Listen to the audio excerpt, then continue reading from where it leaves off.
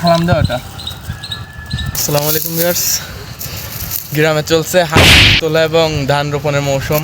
তো আব্বু খুব ব্যস্ত থাকায় ধান রোপণে, তো নিজেই চলে এসেছি পেঁয়াজের জমিতে পেঁয়াজ তুলতে। তো এটা হলো হাল পেঁয়াজ, অর্থাৎ ছোট ছোট পেঁয়াজগুলো রোপণ করা হয়, এগুলো পরে আস্তে আস্তে এরকম বড় হয়। আসলে বাবা মা আমাদের জন্য যে পরিশ্রমগুলো করে, তাদের কাজে একটু সাহায্য করতে পারলে নিজের মনের কাছে একটু ভালো লাগে। তো সেই দিক থেকেও আসা। আর এই যে দেখতেছেন গ্রামীণ পরিবেশ, চারিদিকে ওই পাশে সরিষা ক্ষেত, এই পাশে রসুন ক্ষেত। তো ওভারঅল সব কিছু মিলে সুন্দর, ভালোও লাগতেছে। তো কাজের ফাঁকে দেখি তুহিন উপস্থিত ও মানসিকভাবে প্রতিবন্ধী। সবাই ওকে খুব ভালোবাসে এবং ও সবার সাথে খুব ভালোভাবে মিলেমিশে চলে। আমাদের গ্রামের চেয়ারম্যান বলা হয় একে। তো ঘাস কাটতে আসছে।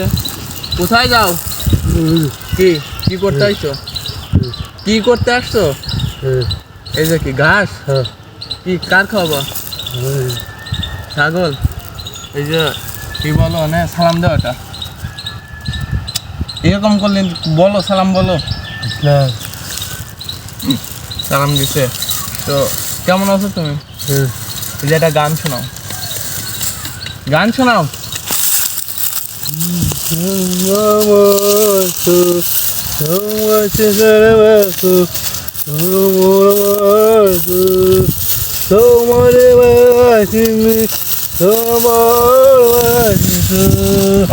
একটা লাইক দিয়ে দাও, এখন লাইক দিয়ে দাও, লাইক লাইক লাইক বলো। সবাই ভালো থাকো,